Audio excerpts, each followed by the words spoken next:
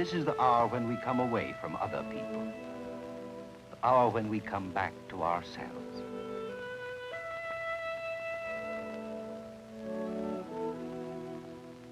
In the darkness of night, we come face to face with our own thoughts and our own feelings, for we are alone.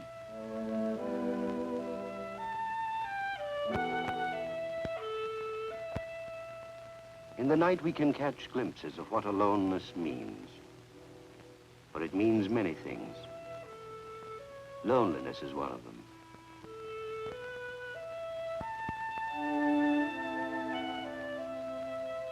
We try to light up the night in order to banish our fear of loneliness. We smile. We pretend. We talk a blue streak in an effort to hide our feelings.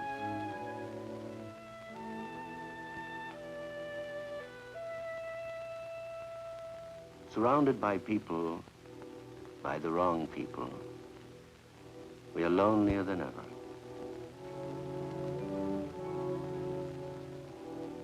We try to aloneness into sleep. But when real or imagined terrors prod us into alertness, the sleeplessness itself becomes a sort of fear.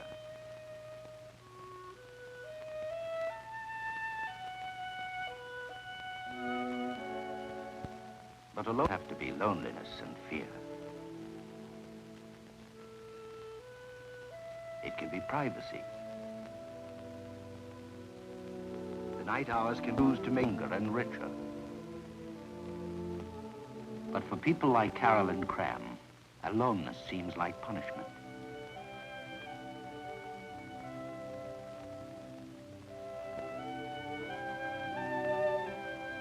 It means being shut off in solitude with her pain and her misery.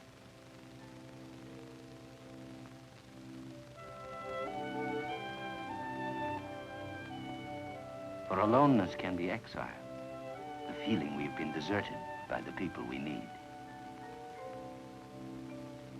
For a world of strangers disappears for the night, we are usually left with the people who mean most to us.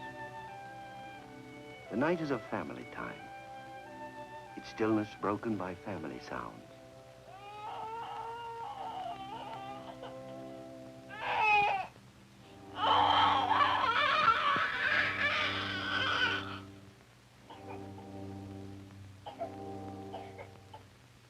Bill Dunn can forget it while he still hears it. Mary can react to it without quite hearing it.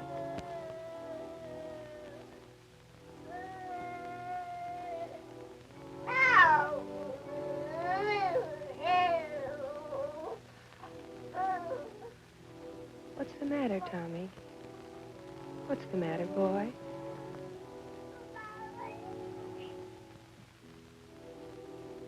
You are a little worn. No, don't cry. There are ordinary things to do about ordinary trouble.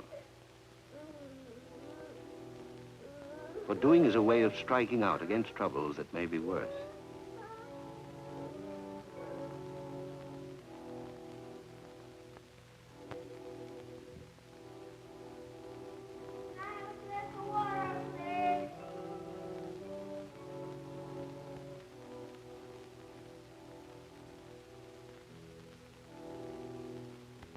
Okay,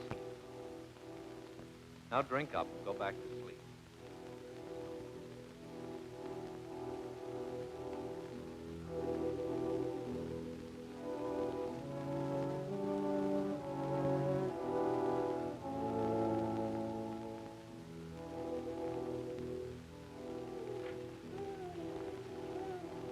There, you'll be all right. Being alone can mean being alone with one's family. The night can be a time to reshift and rebalance the burdens of responsibility.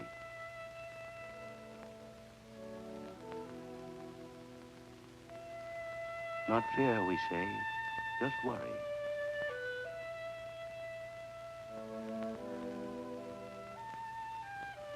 Stop worrying, we tell each other. Go to bed. Everything will be all right. We say it for strength. We say it for love. We say it to fight anxiety. The anxiety is born of our past and will live in our future.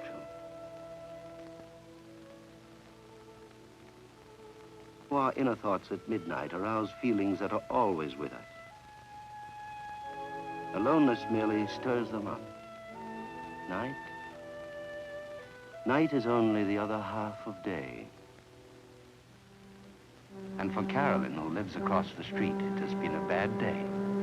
And so tonight is a bad night. If I could only sleep. Maybe my headache will go away by morning. Oh, how will I ever get to work? I've got to sleep.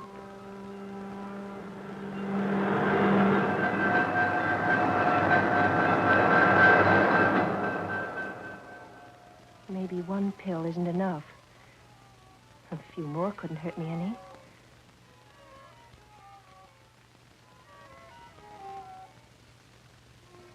Maybe I can forget Mac if I sleep. But I shouldn't hate him. It wasn't his fault. He only found out the truth about me. For a little while, I fooled him. He was so wonderful, so smiling. I used to feel smiling, too. How stupid I was. How stupid.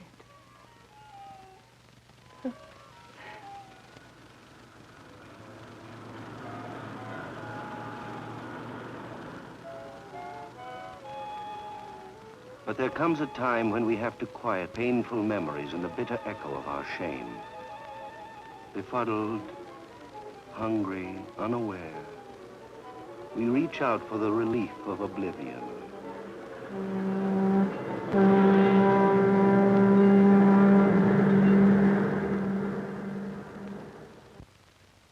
We emerge from aloneness as the light returns. Day is a time for coming together. The Dunns live on Elliott Street. No anxiety now, just irritation.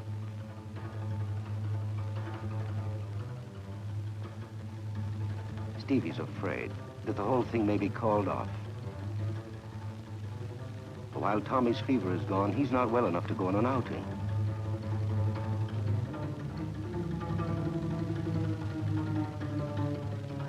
But then suddenly, everything is all right again. King Baby has given permission.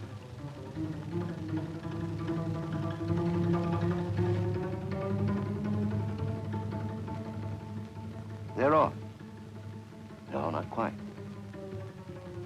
Grill for the hot dogs.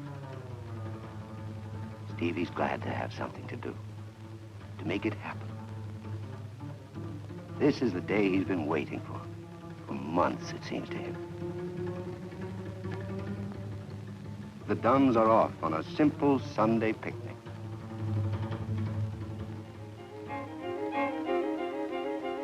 This can be a park, an ordinary Sunday, an ordinary family. Or it can be something much more important. It can be an Indian hollow, a tribe on the move to a new encampment, an exciting day that may forever leave its mark on a young, impressionable human being. An ordinary man on his day off may really be a rival fisherman with all the skills Stevie dreams of having himself someday. Daddy can turn into a chief in charge of setting up the camp.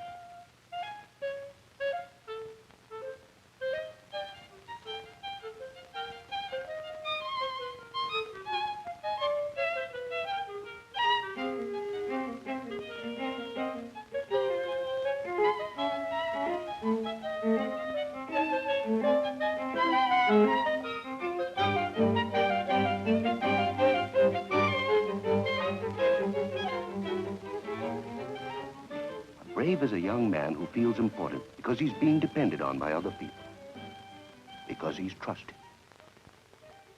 Is it surprising that he should begin to feel trustworthy as a result?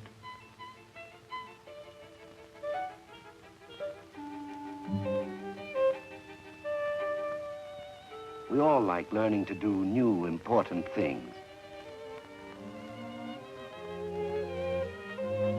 We all like being treated as equals. We all like the feeling of belonging around the fire.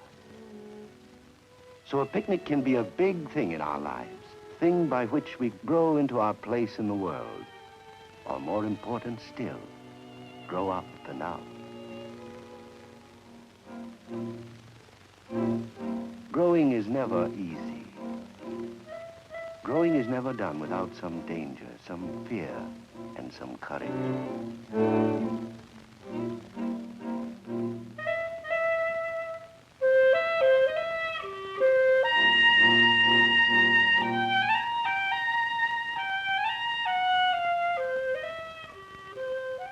It's fun to be strong and confident, fun to be admired. There's no growing without the risk of fear, the fun of licking it.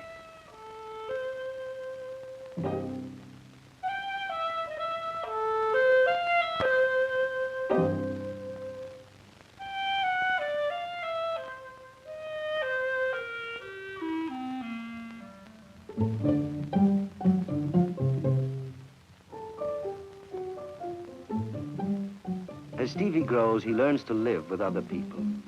The people who feed him, who teach him discipline, who love him. As he learns his place in the group, he can also come to appreciate theirs.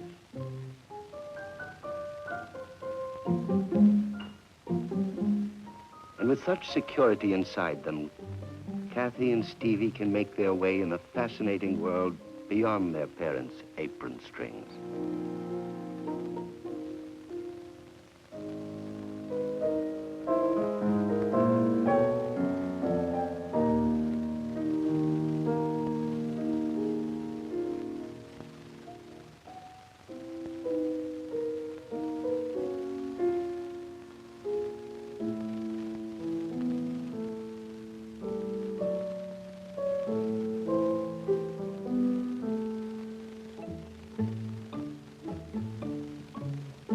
There is a place for help, for cooperation, for parenthood.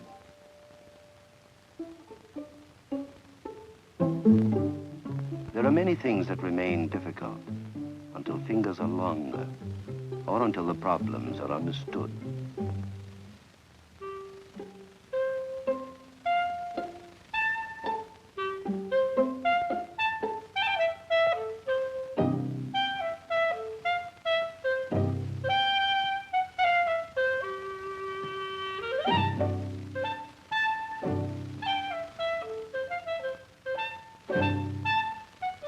It's all a part of growing, of learning the things that other men have learned.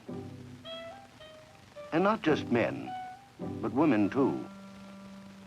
Cheating a little girl out of the fun doesn't help make her more ladylike.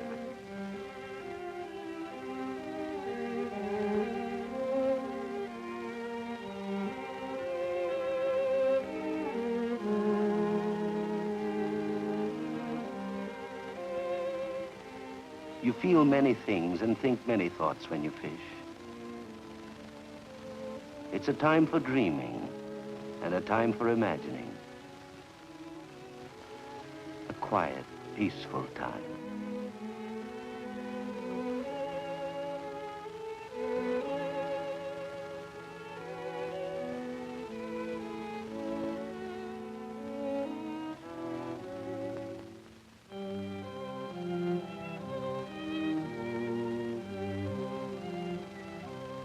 Yes, a picnic can be a big day with everyone growing, everyone sharing the love, the warmth, the oneness that all people need and want. Such minutes in childhood help us grow to the fullness and richness of which we're all capable. Such minutes in childhood save months and years of hungry searching in later life. But some of us have a different kind of childhood. Because our inner needs for love and appreciation have not been fed, we frantically keep trying to satisfy them, suffering loneliness in the midst of people, in the light of day. Carolyn Cram is such a person.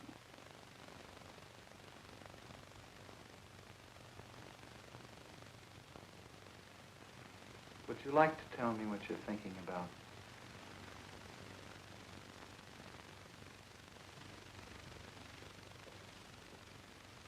Nothing. Nothing?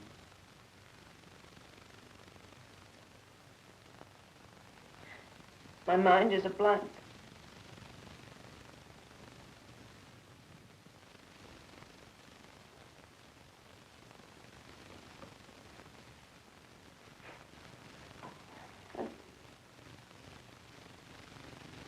I just noticed the pattern on the carpet. I don't like it very much. It reminds me of the carpet in my room. Gives me the heebie-jeebies. The one in my room, I mean. It's old and worn out.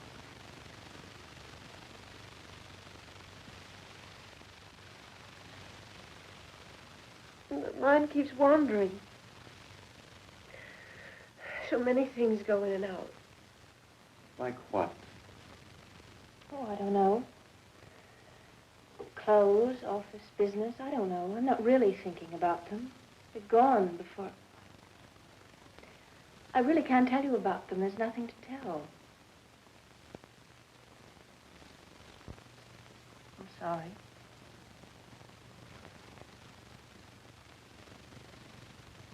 You were about 15 minutes late today. Let's talk about that for a minute. I was held up at the office. That's the only reason? Yes. Except that I missed a bus. I ran, but I missed it. Perhaps you didn't want to come. But I did want to come.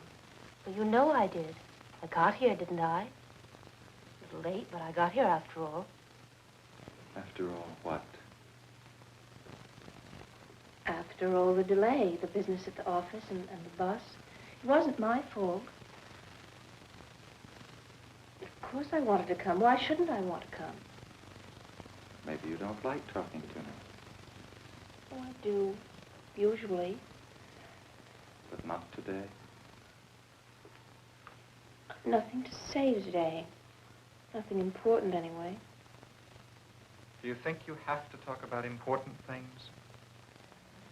So stupid. Not having anything to say. I feel like a fool. Why? Oh, I'm so boring. I really don't see why you go on wasting your time with me. I haven't got anything to say that would be of interest to someone like you. Everything you say interests me.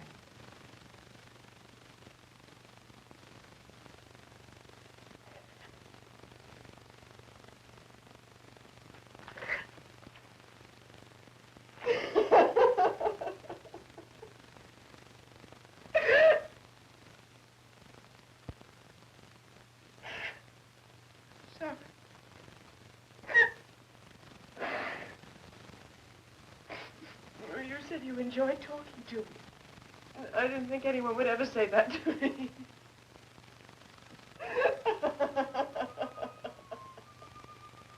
This is the first time Carolyn has cried in all the weeks she's been telling me about herself. She never cried when she talked about her childhood or about the death of her mother when she was 6 years old. She never admits even now that she missed the mother. It was an experience left in the air, never worked through or worked out, never understood. She says there was something wrong with her even then, something different.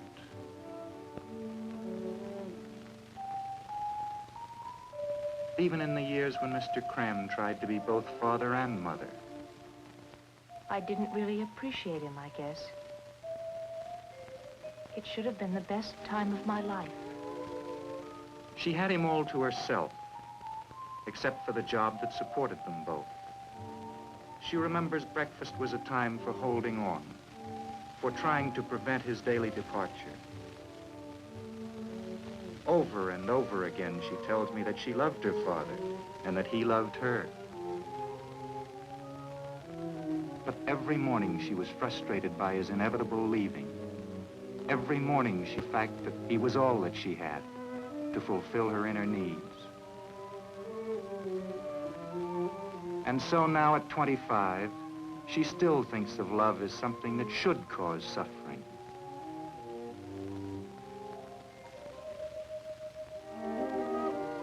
During school vacations especially, the day was a vacuum 10 hours long.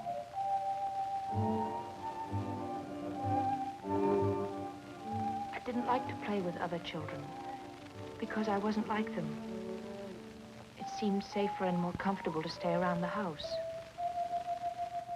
So her days were 10 hours of the pain she tries even now to dismiss with the phrase, "I guess I was lonely." For even now, she can't admit hating him for leaving her alone. Nothing else mattered to her but his coming and going. Nothing else could hold her interest or divert her hunger. She feels somehow that she deserved this kind of torture. But why, she doesn't know. For she remembers nothing of the guilt she felt in connection with her mother's death. Nothing of her confused feelings about her father. She can't remember those feelings because she doesn't want to remember them. They are too painful to remember, too close to the core of her trouble. This is how affection came to be mixed up in the pattern of her feelings with pain and guilt and resentment and loneliness.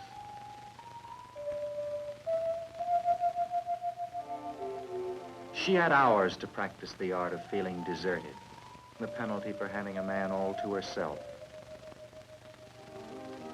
Actually, she had nothing to herself, for her inner needs were unsatisfied and becoming twisted. Nothing was real for Carolyn but loneliness.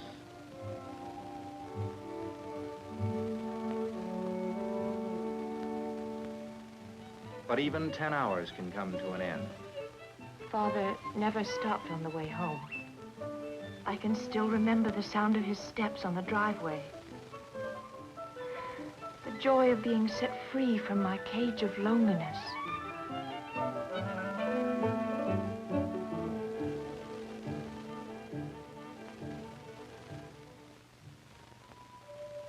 There is another kind of day she remembers. Days when she was sick and had to stay home from school. They seem like good days now. Her father would come home from his job to take care of her, to nurse her. On those days, there would be love and attention all day long.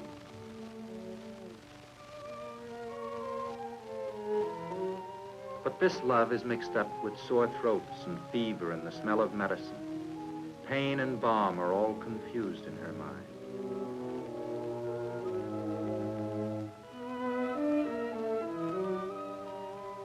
And Carolyn also remembers a special day. A day when her father was excited and upset. She had known the day was coming. They had talked about it, but not very much. I guess he was afraid of hurting my feelings.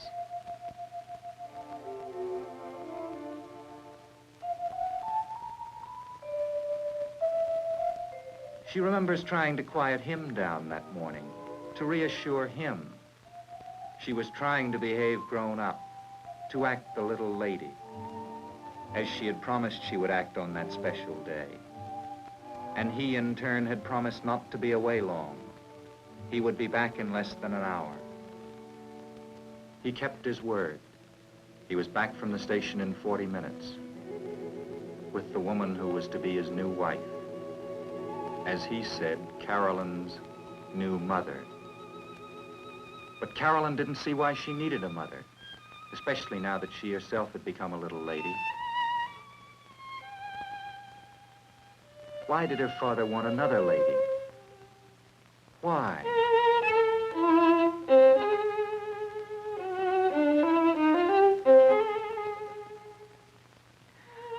I don't know why I had to run. I don't know why I couldn't answer. I don't know why I wanted to cry or why I couldn't cry.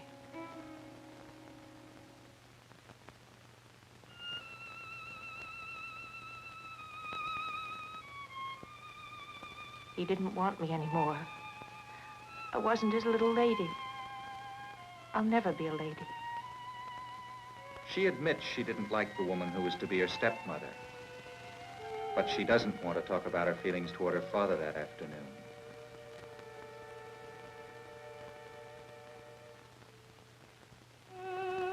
I felt sad, like when my cat died. But this time I couldn't cry. I was too sad to cry. He told me I ought to love her and that she would love me. But I didn't want her to love me. Nobody could love me. Nobody but my father. And now it seemed he didn't either.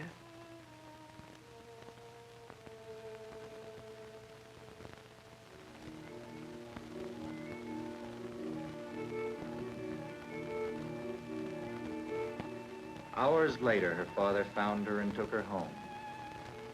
Carried her home in his arms, lovingly, like other days.